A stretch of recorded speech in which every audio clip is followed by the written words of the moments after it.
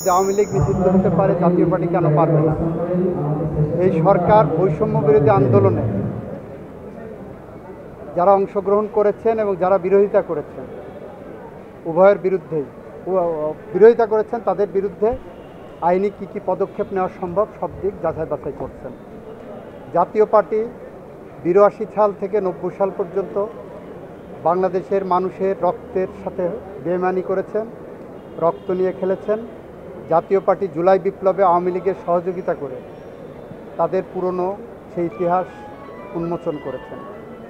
সুতরাং নূরের উপর হামলা বিচ্ছিন্ন কোনো ঘটনা নয়, এটা সুগভীর চক্রান্ত এবং ষড়যন্ত্রের একটি অংশ।